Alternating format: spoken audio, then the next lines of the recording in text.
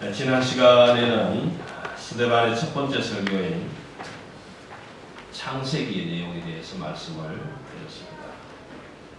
오늘 아침에는 스데반 집사의 두 번째 설교 내용인 출애굽기의 설교를 함께 나누려고 합니다. 제가 설교를 드리는 것이 아니라 스데반 집사님의 설교 내용을 함께 다시 한번 되새겨 보려고 합니다. 성경이 충만하여 창세기 설교를 시작했던 스데반 집사의 얼굴이 천사의 얼굴 같더라. 그렇게 6장 15절에서 기록했습니다. 죽음의 그림자가 시시때때로 다가오고 있음을 분명히 알고 있었지만 그럼에도 스데반 집사는 계속해서 두 번째 출애굽기 설교를 시작합니다. 하나님의 말씀이 성경책은 약속의 책입니다. 그것은 하나님께서 지키시겠다고 하신 약속의 책인 것입니다. 홍수 후에 하나님은 무지개의 약속을 해주셨습니다. 내가 다시는 홍수로 사람을 멸하지 않을 것이다. 그렇게 해서 무지개를 만들어 주시고 특별히 이 호주 땅에는 무지개가 아주 선명하게 드러납니다. 때로는 쌍무지개가 필 때도 있습니다. 여러분은 이 무지개를 보실 때 어떤 생각을 하십니까? 하나님이 무지개를 보게 하셨으니 그 약속을 아직도 기억하고 계시는구나, 그렇게 생각을 하시는지요? 창세기 9장 16절 말씀해 보시면 무지개가 구름 사이에 있으리니 내가 보고, 무지개를 저와 여러분이 볼 것이 아니라 하나님이 보시고, 그 무지개를 만드신 약속의 징표로 세우신 무지개를 하나님이 당신이 보시고 내가 보고 모든 육체를 가진 땅의 모든 생물 사이의 영원한 언약을 기억하리라. 무지개가 뜰 때마다 참 감사합니다. 하나님이 오늘도 그 무지개를 바라보시고 우리와 약속해 주신 그 약속을 지금도 기억하고 계시구나 라는 생각을 해보면 참 감사합니다. 여러분, 하나님은 우리와 약속한 그 약속이 무엇일까요? 창세기 12장 2절 말씀해 보시면 아브라함을 부르실 때 이렇게 말씀합니다. 내가 너로 큰 민족을 이루고 너의 이름을 창대케 하리라. 여러분, 우리 한 사람 한 사람이 아브라함이라면 저와 여러분을 불러서 민족을 이루고 창대케 하시겠다. 다시 말씀드리면 축복과 보험을 이루어 주시겠다. 우리 장로님 권사님 아이들 때문에 나가셨지만 자녀손들, 조카들, 손자들 다 모으면 과연 얼마나 되시는지. 오늘 친구, 형제들이 많은 분들, 그런 분들 가족마다에 결혼한 사람들, 자자손손, 조카들, 집녀들 다 모으면 여러분들 가정마다에 아마 한 때는 되실 수 있을 것입니다. 아브라함을 불러서 복의 근원이 되게 하시고, 근데 이 아브라함을 부르시고 복의 근원이 되시라고 약속을 해 주실 때 사실 아브라함은 그 복을 누리지 못하고 죽었습니다.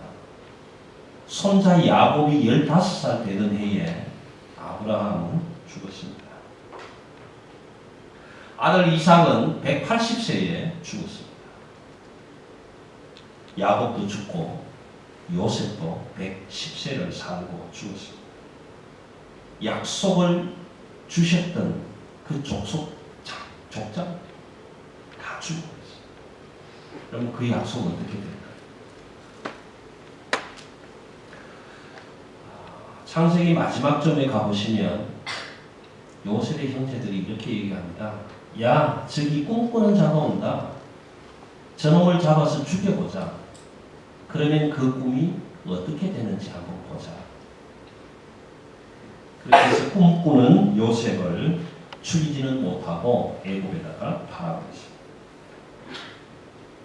오늘 스데반 집사는 하나님의 때가 가까워오고 있다. 아브라함에게 약속했던 그 하나님의 때가 가까워오고 있다라는 것입니다. 그 때가 언제인지, 무엇을 약속하시는지는 알 수 없지만 그럼에도 불구하고 하나님의 말씀을 근거해서 볼 때 그 때가 가까워오고 있다는 것입니다. 출애굽기 1장 6절에서 8절까지의 말씀을 보시면 이렇게 기록합니다. 6절에서는 요셉과 그의 모든 형제와 그 시대의 사람은 다 죽었고, 7절에서 이스라엘 자손은 생육하고 불어나 번성하고 매우 강하며 온 땅에 가득하게 되었더라. 축복과 부흥이 일어났더라.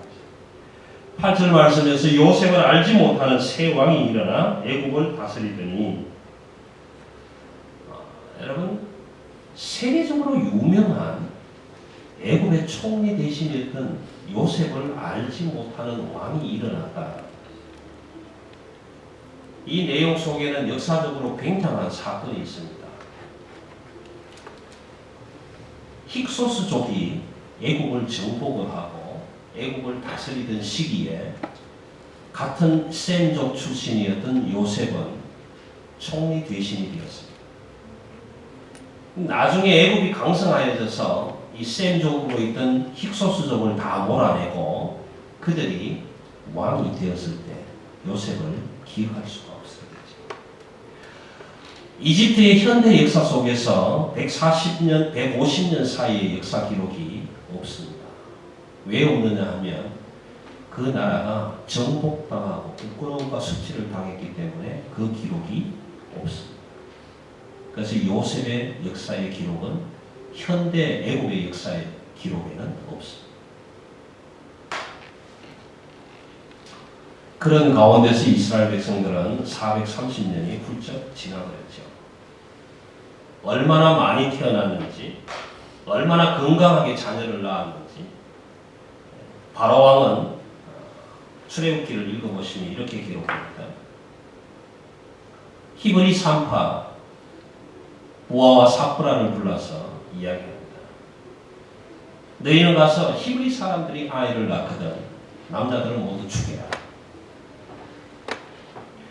근데 하나님이 그 산파들에게 은혜를 주셔서 다 살리잖아요. 다 살립니다. 그래서 왕에게 굴려가서 너희들은 어찌하여 사람을 다 살렸느냐 그렇게 물었을 때에 이 산파들은 이렇게 대답합니다. 히브리 여인들이 너무 건강해서 우리가 당도하기 전에도 아이들을 다 낳아버렸습니다. 여러분 70명이 애국으로 내려가서 400년 동안 약 200만의 숫자가 되려면 사람들이 계산을 하는데 한 집에 12명이 있어야 한다. 그만큼 히브리 여인들이 건강하게 자녀를 출산했다는 겁니다. 그때 바로 왕은 이런 명령을 내립니다. 남자는 무조건 나일 강물에 던져라. 그때에 모세가 태어나요. 여러분 왜 하필이면 그때에 모세가 태어나요? 남자는 나면 죽여야 되는 왕의 명령이 떨어져요. 같은 애국 사람이 아닌 이방민족인 히브리 사람의 가정이 왜 그때에 하필이면 그곳에 차라리 여식을 태어나게 하지 남자아이를 태어나게 했을까? 하나님의 간섭은 여기서부터 시작합니다.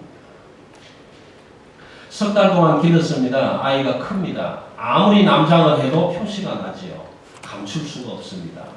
할 수 없이 갈대상자를 만들고 역청을 발라서 나일 강물에 띄우게 됩니다. 그 광경을 바라보던 누나, 약삭빠른 누나라고 할 수 있겠죠. 누나가 보고 바로의 공주에게 뛰어갑니다. 공주님, 저 아이를 위해서 내가 유모를 한 사람 데려올까요? 그래라.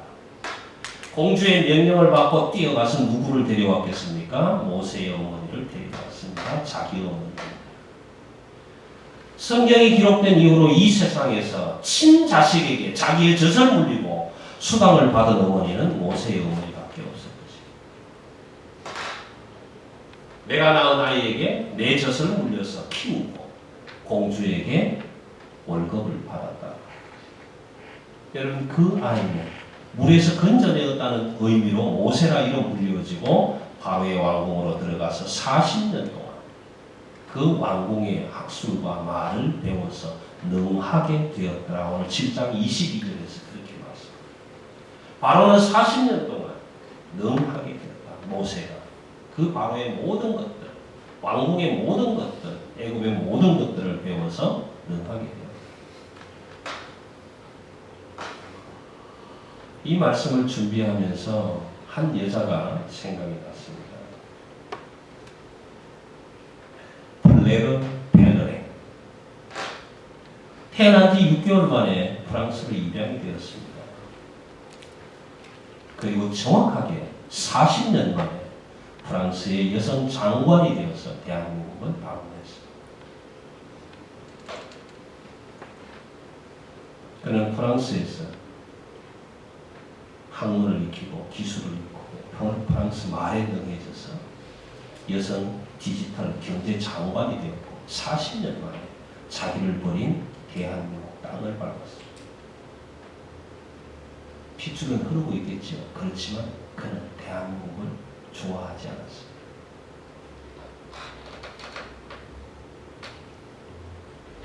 모세는 동족을 생각했습니다. 그러다가 어느 날 자기 동족이 서로 싸우는 것을 보고 말했습니다. 그 다음 날은 애굽 사람의 학대를 받는 모습을 보고 말리다가 그만 그 사람이 죽었습니다. 사람을 죽이게 된 사건이 모세에게 전환점이 됩니다. 하루아침 여러분 시계를 들여다보시면 가장 높은 자리가 시침과 분침이 12를 가르칠 때입니다. 12시가 가장 꼭지입니다. 그런데 우리 인생 중에서 가장 밑바닥으로 떨어지는 시간을 시계바늘로 보면 6시 반입니다. 두 바늘이 다 내리막 속에 처박혀 있는 거죠. 마치 모세는 이 살인이라는 사건 때문에 왕자의 자리에서 미디안 광야로 도망을 가고 목동의 신세로 변하게 됩니다. 그 목동의 자리에서 양떼를 치는 동안에 모세는 하나님을 만나게 됩니다. 어느 날 불은 붙었지만 타지 않는 그 부시, 잡목, 그 붉은 나무를 쳐다보고 저 나무가 왜 불은 붙었는데 타지 않는가? 그것 보려고 가까이 갈 때 그때 하나님은 이렇게 말씀합니다.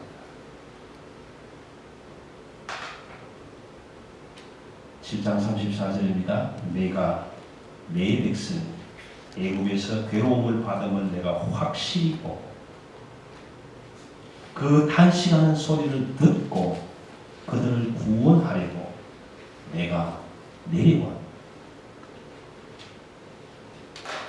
하나님이 자기 백성들의 신음소리를 듣고 고통당하는 모습을 보고 그들을 구원하고자 내가 내려왔다.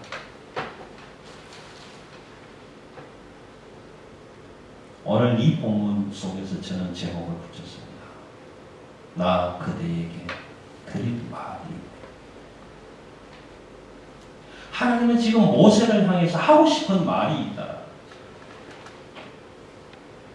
내가 너에게 할 말이 있다. 지금 이 시간 내가 너에게 할 말이 있다. 너희를 향한 내 사랑을 다 말해 주고 싶다. 너희를 향한 사랑으로 터질 것 같은 내 마음을 다 말하고 싶다. 나는 너희를 위해서 모든 것을 다 해줄 것이다. 출애굽기 12장 36절에 보시면 이스라엘 백성들이 애굽에서 나가게 됩니다. 나가는데 하나님이 이스라엘 백성들에게 은혜를 주신 것이 아니고요. 애굽 사람들에게 은혜를 주셨습니다. 애굽 나라의 노예로 살고 있는 그 사람들을 지금 내보내는데 하나님이 이스라엘 백성들에게 은혜를 주신 것이 아니라 애굽 사람들에게 은혜를 주셔서 뭘 하게 하느냐 하면 애굽 사람들이 가지고 있는 은금 폐물을 다 이스라엘 백성들에게 주게 합니다. 그럼 출애굽기 12장 36절 한번 펴서 보세요. 하나님이 애굽 사람들에게 은혜를 주셔서 지금 나라를 떠나는 그 노예들에게 은금 폐물을 다 내어주게 했어요. 그래서 그들이 다 애굽 사람의 은금 폐물을 다 들고 출애굽을 하게 됩니다. 누가 하셨다고요? 하나님께 주시고 그럼 출애굽기 13장 21절에 보시면 이스라엘 백성들이 애국을 떠나서 나갈 때에 낮에는 구름 기둥으로 밤에는 불 기둥으로 앞장서고 뒤서서 보호하고 인도해 주셨습니다. 출애굽기 14장 4절에 보면 애국 군대가 따라오는데 홍해 앞에 가로막혀 있었습니다. 그때 하나님은 애국 이스라엘 백성들 그 앞에서 인도하던 구름 기둥, 불 기둥을 뒤로 옮기셔서 애국 군대들을 지연시키시고 홍해를 갈라 주셨습니다. 출애굽기 16장 13절에 보시면 양식이 떨어져 버렸습니다. 출애굽하고 3일 만에 그들은 물이 떨어져 버렸습니다. 마라에 도착했는데 그 물이 써서 먹을 수가 없는 거예요. 그때 하나님은 모세에게 나뭇가지 하나를 가르칩니다. 그리고 그 나뭇가지를 던졌을 때 그 마라에 쓴 물이 닳아서 먹을 수 있게 되었습니다. 여러분, 단맛을 어떻게 아십니까? 여러분은 어떻게 해서 단다라는 맛을 알고 계십니까? 예? 어떻게 여러분은 단맛을 알고 계세요? 여러분, 단맛을 알 수 있는 방법은 쓴맛을 보셔야 합니다. 쓴맛을 모르는 사람은 단맛을 알 수가 없어요. 이스라엘 백성들은 마라에서 쓴물의 맛을 보았어요. 그래서 단맛을 알고 있다. 여러분, 하나님의 사람들은 시련과 고통 속에 있어봐야 하나님의 은혜를 알 수 있게 되는 거예요.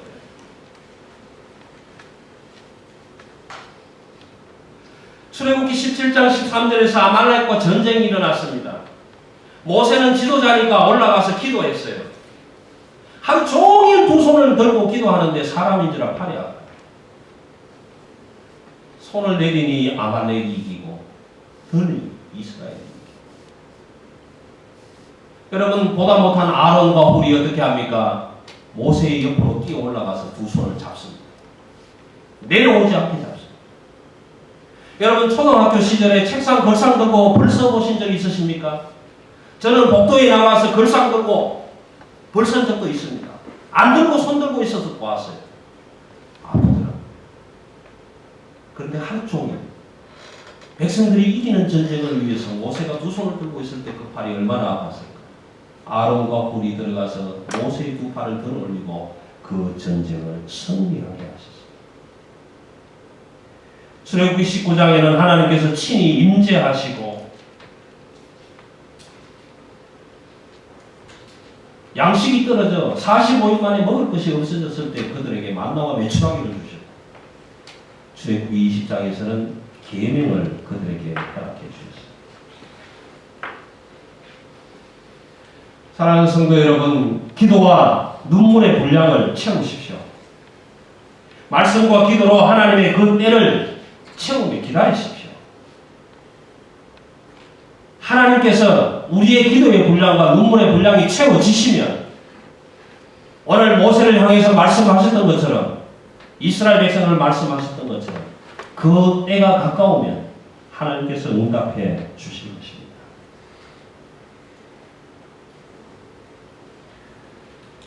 여러분의 신음소리, 여러분의 고통소리, 여러분의 눈물 어린 그 마음을 하나님이 확실히 보고 들으시고 그 눈물의 분량과 기도의 분량을 채우시면 저와 여러분을 구원하시려고 내려오실 것입니다.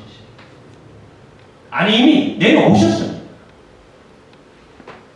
너희를 향한 나의 사랑을, 가슴이 터질 것 같은 내 사랑을 말로 표현할 수도 없어서 독생자 예수 그리스도를 우리에게 보내주셨습니다. 죽게 하셨습니다.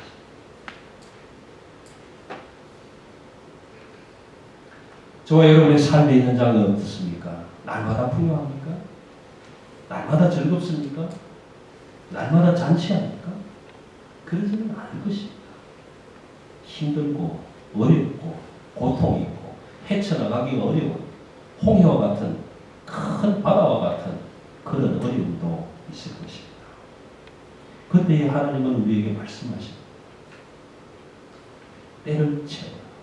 때가 참이다. 내가 너희에게로 내려가겠다 말씀하신 것입니다.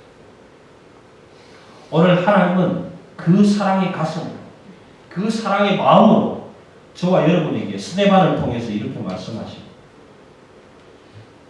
나 그대에게 할 말입니다.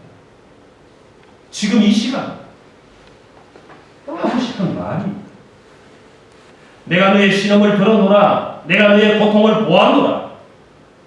너를 향한 나의 터질 것 같은 이 사랑을 쏟아 부어 주시겠다. 내가 너를 위하여 모든 것을 다 이루어 주시겠다. 사랑하는 독자도 아낌없이 너희를 위하여 내어 주시겠다. 말씀해 주고 있는 것입니다. 예수 그리스도의 죽음을 통해서 막힌 담을 흘게 하시고 하나님을 만날 수 있는 보좌로 담대히 나아갈 수 있는 길을 열어 주셨습니다. 이것이 오늘 우리를 향한 하나님의 사랑. 저는 눈물이 그렇게 많지는 않습니다. 그런데 쏟아질 때는 참 많이 쏟아지더라고요. 며칠 전에 공원 산책을 하면서 이것 때문에 하나님의 은혜를 그렇게 누리리라 생각해 보지도 않았던 일들이 있었어요. 왜 그 노래가 하나님이 나를 향하신 노래로 들려왔는지 저는 알 수가 없어요. 약 1시간의 거리를 걷고 뛰면서 얼마나 울었는지, 왜 그 노래가 그렇게 울게 했는지 저는 이해가 되지 않습니다. 그럼에도 하나님께서 들려주시는 그 음성을 외면할 수가 없었어요. 영화를 보고 은혜 받았다는 목사님을 보고 웃었어요. 그런데 그게 아닙니다. 여러분, 제가 하나님의 은혜를 받은 노래가 어떤 노래인지 아십니까? 통기타 가수 이장희가 부른 노래. 나 그대에게 드릴 말. 오늘 밤 문득 드릴 말. 나 그대에게 모두 드리리. 터질 것 같은 이내 사랑. 그대 위해서라면 나는 못할게. 별을 따다가 그대 두 손에 가득 드리리. 나 그대에게 모두 드리리. 터질 것 같은 이내 사랑. 하나님이 제게 그렇게 말씀해 주셨어요. 내가 너에게 못해줄 게 뭐 있느냐? 내가 너를 사랑하는데, 사랑하는 너에게 이 터질 것 같은 가슴을 가지고 있는데 내가 너를 위해서 못할 게 무엇이냐? 별을 따서라도 내 손에 가득 담아줄 것이다. 독생자 아들이라도 아낌없이 내게 내어줄 것이다. 그렇게 말씀하시는 그 하나님의 음성을 잘 부르지도 않은 이 노래 가사 속에서 들려주셨습니다.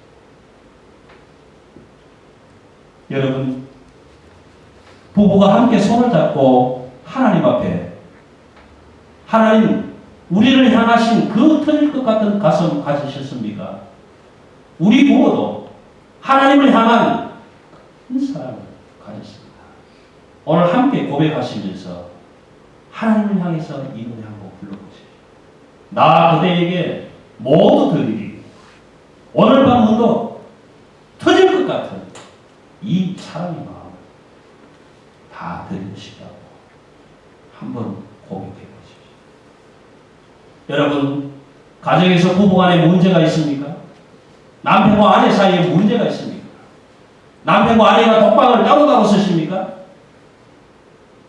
남편과 아내가 화합하지 않습니까? 자녀들이 미워 보이십니까? 여러분, 남편과 아내가 손을 잡고 두 눈을 크게 뜨고 얼굴을 마주보고 이렇게 고백하십시오. 나 그대에게 모두 드리기 터질 것 같은 이내 사랑의 마음을. 나 그대에게 드릴 말이네. 오늘 밤 문득 드릴 말.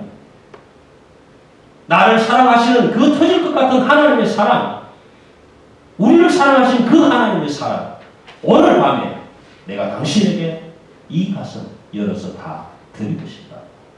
여러분, 부부가 함께 손잡고 고백해 보십시오. 부부가 함께 손잡고 하나님 앞에 고백해 보십시오. 하나님 우리를 사랑하십니까? 우리도 하나님 사랑합니다. 오늘 내가 이 노래로 하나님 앞에 고백하겠습니다. 나 그대에게 모두 드리리 터질 것 같은 인의 사랑. 여러분, 우리를 향하신 하나님의 그 터질 것 같은 사랑의 가슴을 열어서 우리에게 말씀하십니다. 기도와 눈물의 분량을 채워라. 그러면 내가 정령히 보고 내가 내려가서 너희를 구원하리라 말씀해 주시는 것입니다. 여러분, 남편에게 아내에게 문제를 보지 마십시오. 그 속에 담겨있는 사랑을 보십시오. 그리고 고백하십시오. 오늘 밤에 목사를 통해서 주시는 하나님의 말씀이라고 받아들이신다면 남편과 아내가 함께 손을 잡고 나 그대에게 모두 드리리. 오늘 밤 문득 그대에게 드리고 싶은 것이 있어. 내 가슴 속에 심어준 이 터질 것 같은 하나님의 사랑. 나를 사랑하시는 그 하나님의 사랑을 내가 오늘 당신에게 드리고 싶다. 부부가 함께 고백해 보십시오. 그리고 함께 하나님 앞에 고백해 보십시오. 하나님, 우리를 사랑하시는 그 마음, 그 가슴을 열어 저와 여러분에게 주시는 하나님의 은혜가 임하게 될 것입니다. 기도하십시오.